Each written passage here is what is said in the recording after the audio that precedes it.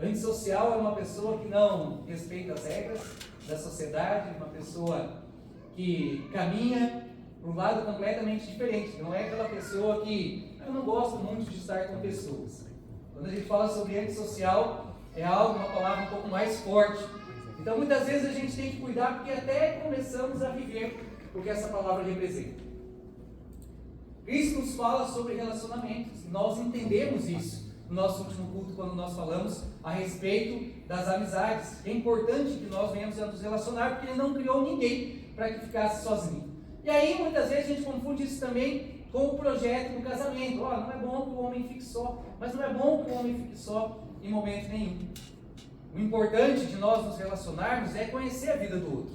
E quando nós nos expomos a essas situações, muitas vezes nós entendemos a possibilidade de recomeços, de fazermos coisas diferentes das quais nós fazíamos, de ações diferentes, de posicionamentos diferentes. E não aceitamos a caracterização que de repente foi dada para cada um de nós.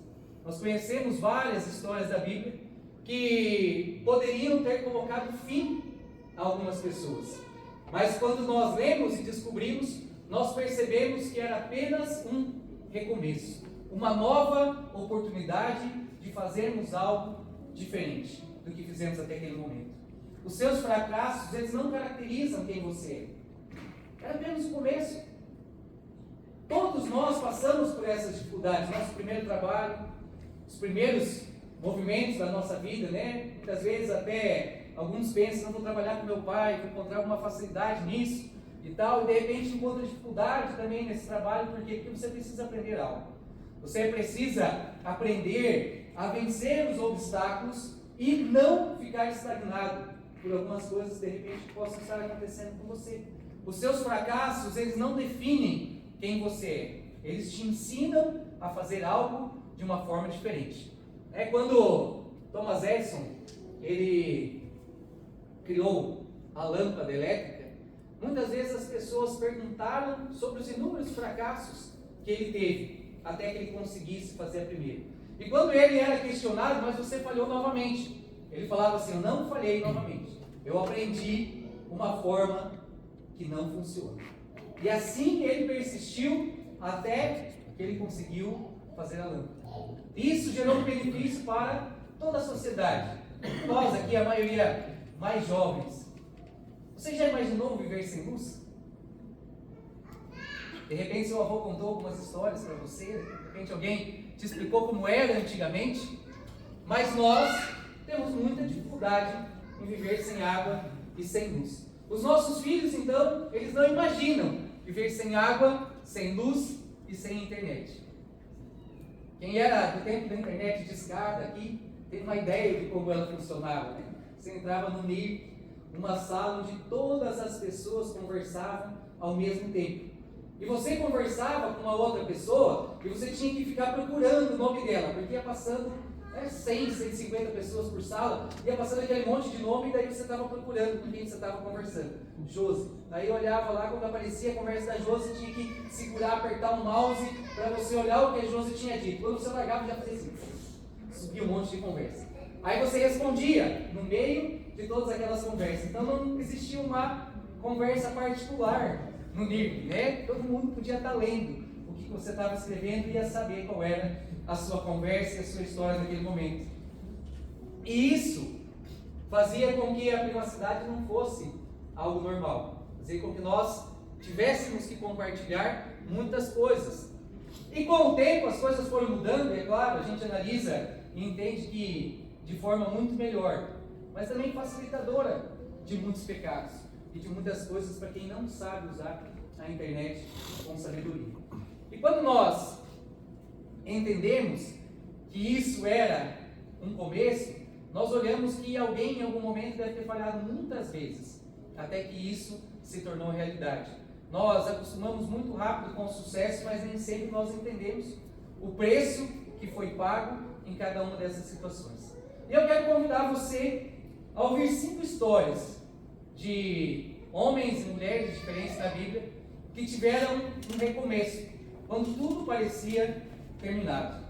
Lá na passagem de João 18, 15 a 27, nós encontramos a história de Pedro. Pedro foi um homem que andou com Jesus, foi um homem que viu os milagres que Jesus fez, que conheceu ele através de uma amizade. Pedro tinha relacionamento com o Pai, tinha relacionamento com Jesus. E num determinado momento, onde Jesus foi chamado ao sumo sacerdote, Pedro estava junto com Jesus, ele mais um discípulo. E aí então, por reconhecerem isso, Pedro acabou entrando e ficando num determinado espaço, muito próximo de Jesus, enquanto ele estava sendo interrogado. E aí Pedro, mesmo andando com Jesus, já tinha ouvido de Cristo que iria o negar. E ele não acreditava nisso. Seria impossível, tamanha era a relação dos dois. Mas aí, de repente, uma mulher viu Pedro: olha, mas você não é aquele que estava com Jesus? E Pedro negou a Cristo. Aí então ele foi para uma roda junto com o pessoal da conversa, estava lá na fogueira, aquecendo e tal. De repente um dos soldados olhou: mas você não é um daqueles que andavam com Jesus? E Pedro, mais uma vez, negou. E aí estava lá um primo daquele que tinha a orelha e foi cortado. Não, você é o cara que estava lá sim, cara. Você cortou a orelha do meu primo. Não era. E aí então nós começamos, o galo cantou e Pedro se arrependeu profundamente. Agora você consegue imaginar, a gente muitas vezes fala sobre isso, agora você consegue imaginar a culpa que Pedro sentiu quando ele ouviu o galo cantando? Você consegue imaginar a vergonha que Pedro passou?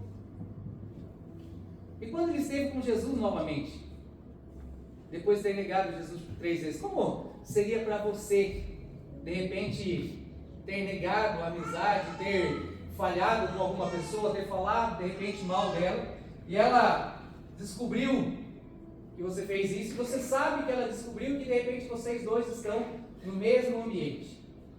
Como você se sentiria?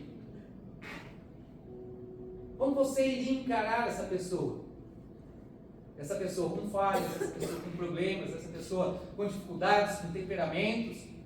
Você já teria muita dificuldade. Agora imagina para Pedro encarar alguém perfeito, alguém sem pecado, alguém que deu vários e vários testemunhos de vida sobre aquilo que Pedro acreditava. Humanamente nós olhamos para isso e imaginamos que esse teria sido o final de Pedro. O fim do ministério. De repente, se nós liderássemos pessoas, estivéssemos à frente do ministério e escutássemos essa história, de repente nós colocaríamos um ponto final. Não posso mais confiar no Giovanni.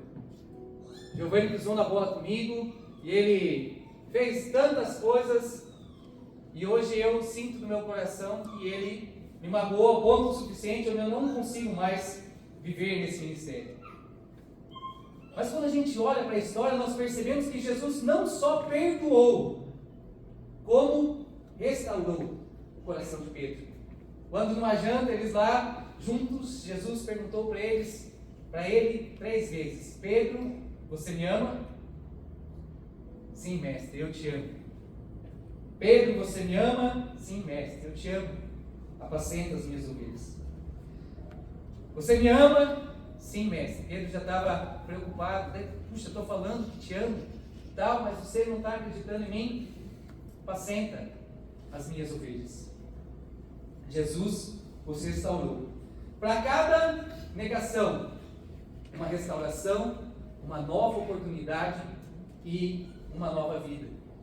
Nós podemos entender que era o fim de Pedro, mas não para Cristo, quando ele deu ao Pedro a possibilidade de apacentar as suas ovelhas. Ao Pedro, em outras palavras, você vai ser meu líder, a igreja vai partir de você.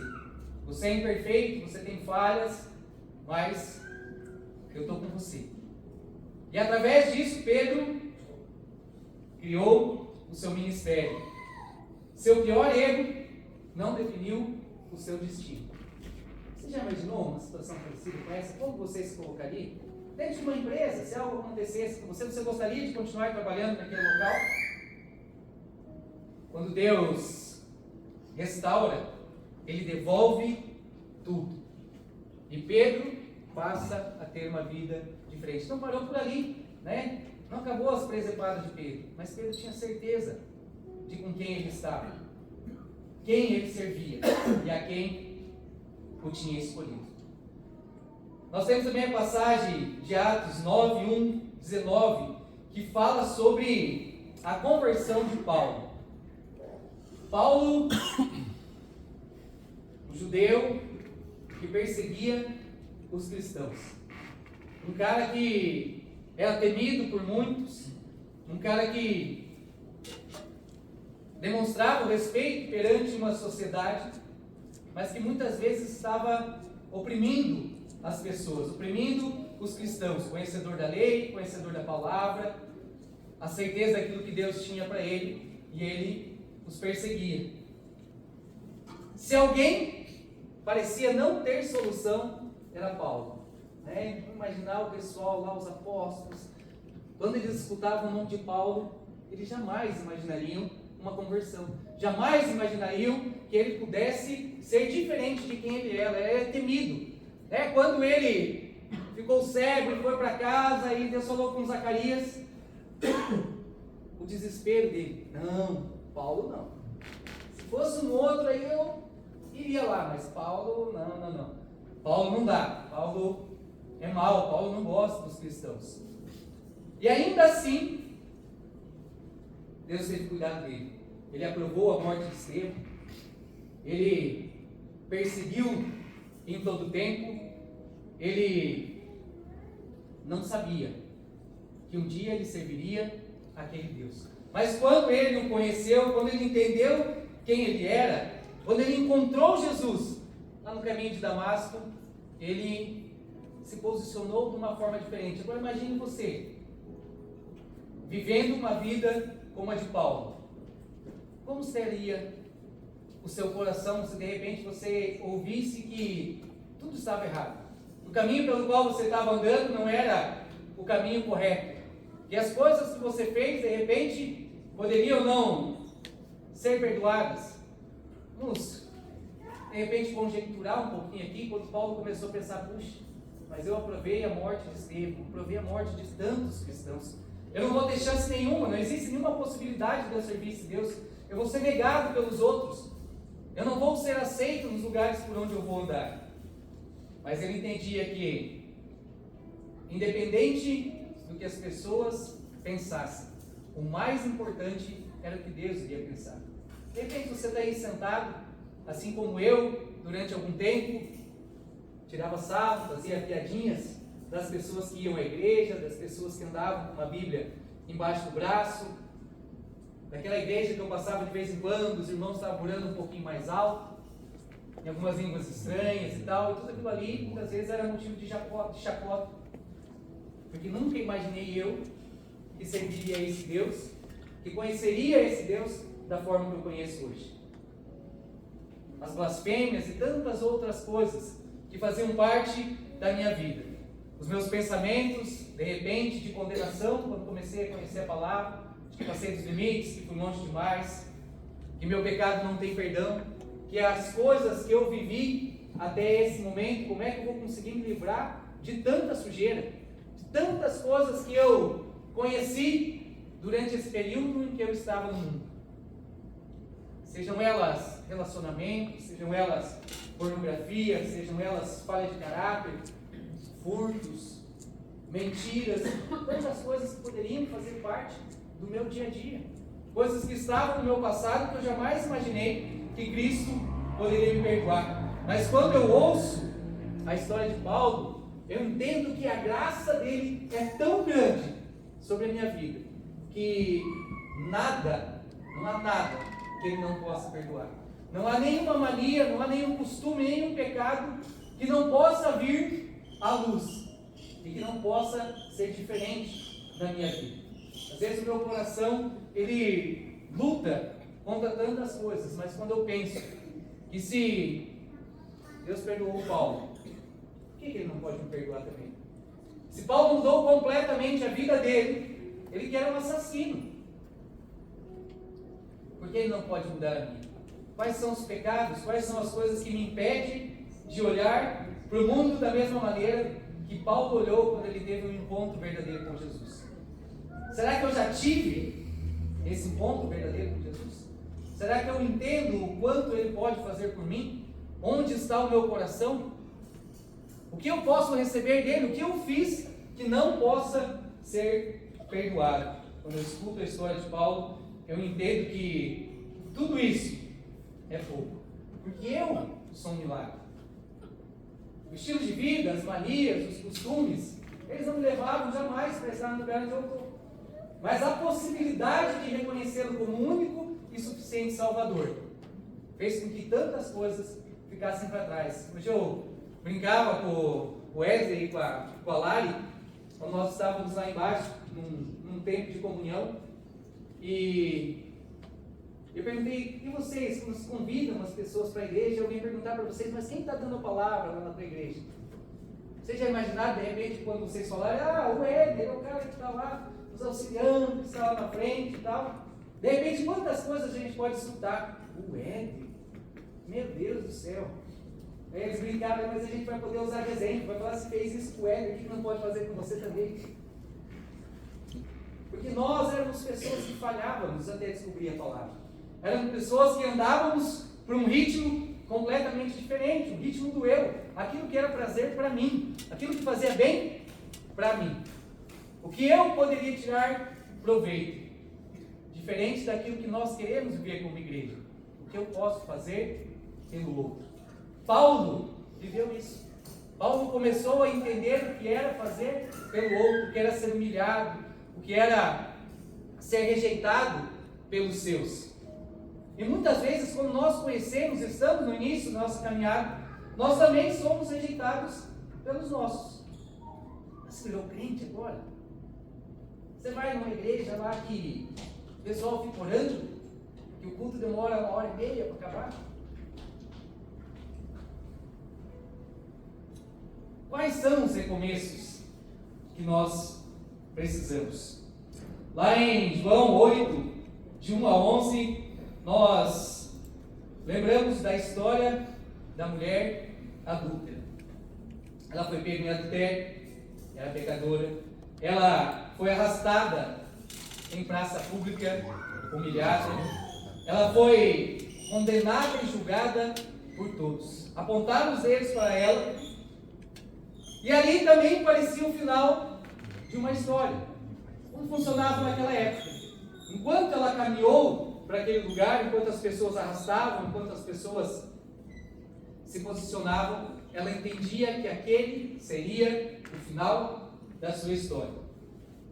Mas, com uma palavra, sem mesmo ter precisado levantar sua face, disse: aquele que não tem pecado, que atire a primeira pedra.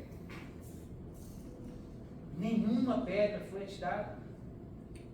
Muitas vezes nós andamos dessa forma, nós nos julgamos, nós nos colocamos nessa situação do ponto final. Não tem como nós sairmos desse lugar.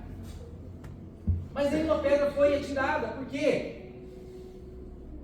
Por causa de uma palavra. E muitas vezes nós entendemos que quando nós temos uma palavra, nós não precisamos de mais nada. Naquele momento, aquela era a palavra de Cristo para ela. Nem eu te condeno. Vá e não peques mais. Muitas vezes as pessoas se enganam que Jesus não deu uma valorização para aquele pecado. Mas Ele falou para ela: vá e não peques mais. Ele entendeu que ela também era uma pecadora. Mas Ele não colocou um ponto final naquela história. Ele mais uma vez deu a ela a oportunidade de recomeçar. O mundo rotula, mas Jesus restaura. O mundo escreve sentenças, mas Cristo escreve novas histórias. Quando nós entendemos a vida daquela mulher, daquela época, ali haveria um fim, mas para ela era apenas um começo. Nós temos também a passagem de Lucas 15, 11, 32, onde nós lembramos do filho pródigo. Um filho que pediu herança do pai, um filho que foi embora de casa. E entendam, gente, contextualizando aquela época. Quando um filho pedia herança do pai, ele estava colocando como se seu pai tivesse morrido. Era uma separação sem volta. Ele pediu herança e foi embora. Ele queria viver a vida dele, ele não queria mais relacionamento com o seu pai. Isso era muito forte para essa época. Vamos imaginar assim, o que esse pai deve ter passado. Quando as pessoas olhavam para ele e falavam, aquele ali, nem conseguiu criar o filho. Aquele ali, falhou. Foi um pai ruim. Porque se ele tivesse sido um pai como eu, os filhos dele seriam submissos a ele. Ele não passaria pelas coisas que ele precisou passar. Mas o filho, ele queria abandonar o pai. Ele queria viver a sua própria vida. Ele queria andar por um caminho onde que ninguém falasse para ele o que ele deveria fazer. E nós muitas vezes somos esse filho. Nós queremos trilhar um caminho. Às vezes Deus está falando para nós, não vá por aqui, mas nós queremos andar por aquele caminho, porque aquele caminho parece bom aos nossos olhos. E era o que vivia esse filho. Ele entendia que aquilo seria bom, porque ele teria muito dinheiro, ele teria novas oportunidades, e ele poderia fazer algo diferente. Mas ele chegou ao fundo do poço, um lugar que muitas vezes nós visitamos porque nós não ouvimos aquilo que Deus fala, através da sua palavra, através do seu dia a dia, através do relacionamento com Ele, porque muitas vezes nós acabamos não tendo esse relacionamento. Muitas vezes vem uma palavra ou vem uma oportunidade e nós automaticamente falamos, é de Deus. Por quê? Porque nós entendemos que é bom para nós. Nem sempre aquilo que parece ser bom para nós pode ser de Deus. Mas nós entendemos dessa forma. Nós nos posicionamos e às vezes nós avançamos e depois pagamos um preço o qual nós não estávamos dispostos a pagar. Mas aí vem o lado interessante da história. Quando aquele filho chegou ao fim do poço, ele imaginou voltar, mas ele nunca imaginou voltar e ser restaurado. Ele jamais imaginou que quando ele voltasse, o pai dele ofereceria a ele amor ao invés de punição. Ele pensou em ser escravo, mas o pai continuou amando ele como filho. Muitas vezes nós não entendemos aquilo que Deus tem para nós e não buscamos esse recomeço. Nós voltamos como escravos. Nós permanecemos como escravos. E não temos coragem de buscar o nosso Pai, a verdadeira paternidade. Às vezes temos um coração que nem sempre se relaciona com Ele da forma que deveria se relacionar. Porque quando nós conhecemos o Pai que nós temos a certeza que se voltarmos, Ele estará nos recebendo de braços abertos, pronto para a restauração. Independente de como todos ao redor poderiam olhar para aquilo, aquele pai estava com os braços abertos. O filho voltou pensando em ser servo. O pai o recebeu como filho, porque Deus sempre oferece mais graça do que nós imaginamos. Nós imaginamos a punição porque de repente fomos criados dessa forma. O meu pai, ele foi um pai que me ensinou muito sobre gratidão. Mas em todo o tempo ele me ensinou que eu não deveria pedir nada. Filho, aquilo que você estiver precisando eu vou comprar. Quando seu tênis estiver estragando eu vou comprar um novo. Não precisa ficar pedindo. Quando a gente chegar na casa de alguém e você sentir fome, espere. Se não servir nada, a gente sai daqui e vai comprar alguma coisa. Não, a minha vida inteira eu passei agradecendo. E muitas vezes tendo dificuldade de pedir, de conversar com Deus a respeito daquilo que eu gostaria que fosse. E isso atrapalhou muito o meu relacionamento com Ele. Embora eu possa me dar muitas coisas, minhas orações sempre eram curtas, porque eram orações de agradecimento. Deus, obrigado pelo dia, obrigado pelos meus filhos, obrigado pela minha família, obrigado pelo meu emprego. E aquilo muitas vezes se tornava repetitivo e não tão profundo, porque no meu coração eu entendia que Deus sabe o que eu preciso. E na hora que Ele quiser, Ele vai enviar. Muitas vezes eu não tinha coragem de começar a entender que eu poderia viver algo de uma forma diferente, mas algo que foi construído.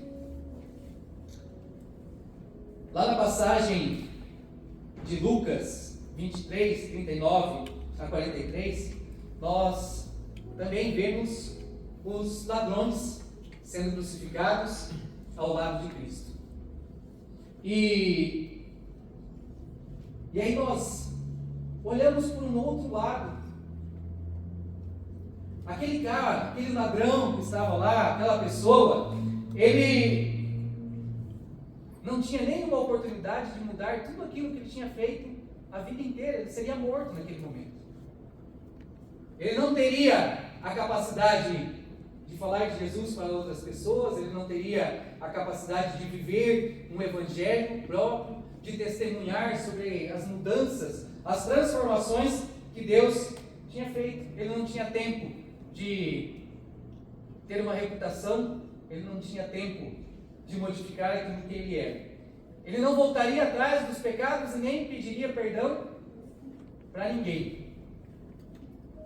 A história dele se encerrava naquele momento, mas ele teve uma oportunidade. Embora fosse completamente improvável, ele clamou a Deus naquele momento. Ele colocou o coração dele na presença do Pai. Ele não tinha tempo para realizar boas obras, não tinha tempo para confessar os erros, ele não tinha tempo de mais nada, mas ele teve um verdadeiro encontro com Jesus. E esse verdadeiro encontro com Jesus foi o suficiente, porque enquanto ainda existe graça, existe esperança. Enquanto existe Cristo, existe oportunidade. E enquanto existe vida, existe possibilidade de restauração. Baseado em 5 histórias, gente, tão diferentes, de repente você vai se identificar com alguma delas. Vai olhar para cada uma delas e vai entender que Pedro foi restaurado, Paulo foi transformado, a mulher adúltera foi perdoada, o filho pródigo foi recebido e o ladrão foi salvo. Muitas vezes, enquanto os homens dizem que este é um final, para Cristo é apenas um recomeço. Eu quero te fazer uma pergunta. O que falta para você recomeçar? Quais são as situações pelas quais você possa ter passado, o que você pode ter identificado e de repente impede você nesse momento de estar vivendo verdadeiramente e 100% com o coração voltado para a palavra e para Deus?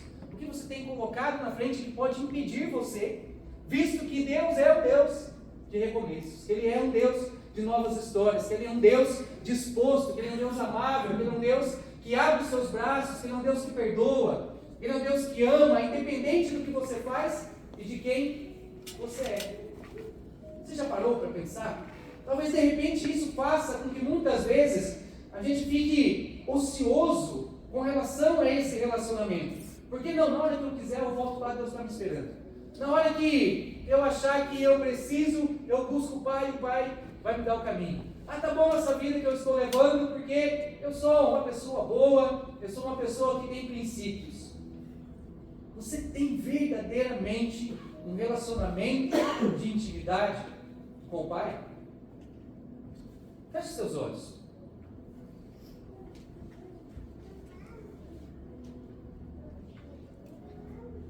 Talvez você seja como Pedro, que amava Jesus, mas que falhou com ele.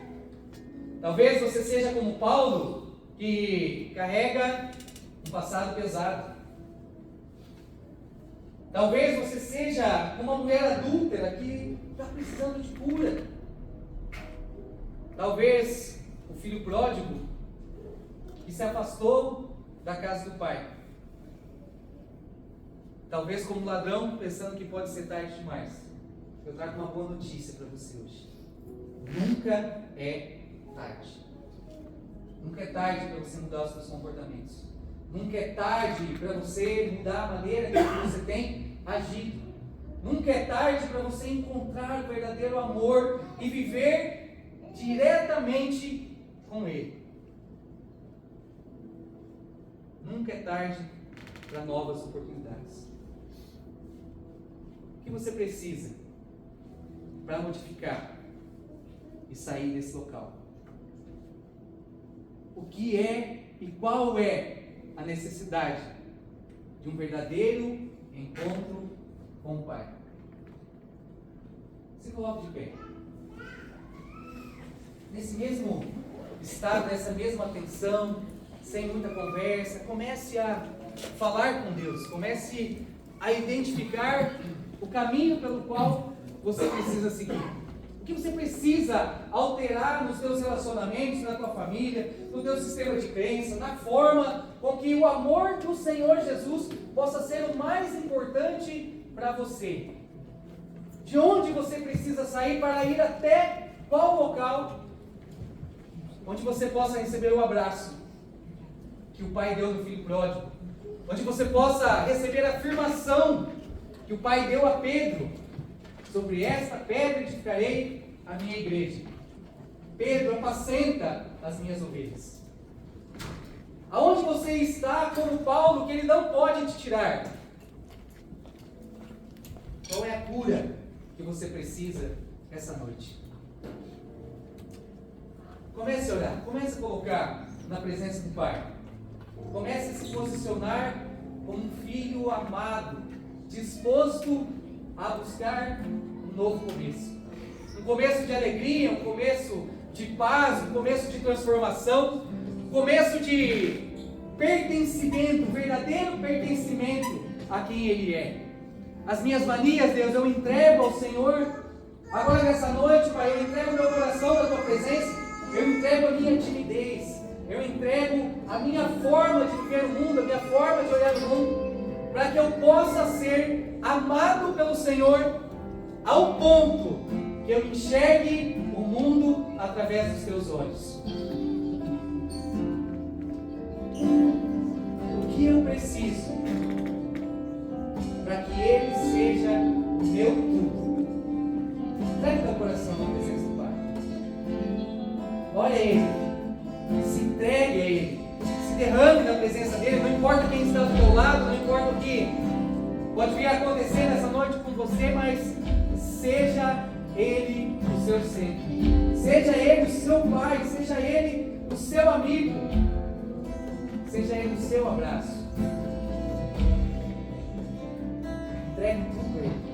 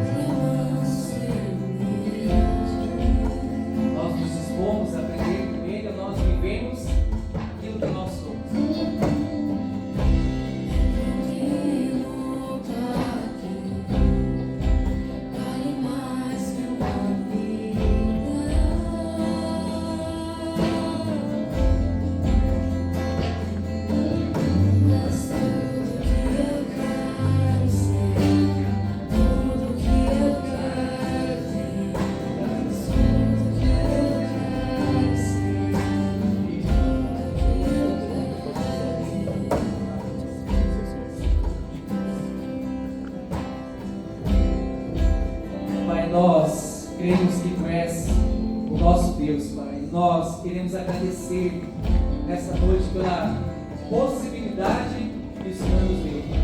Possibilidade de entendermos quem o Senhor é. Possibilidade de entendermos o que o Senhor é capaz de fazer sobre as nossas vidas, Pai. Não há pontos finais quando nós entendemos a verdade do Evangelho.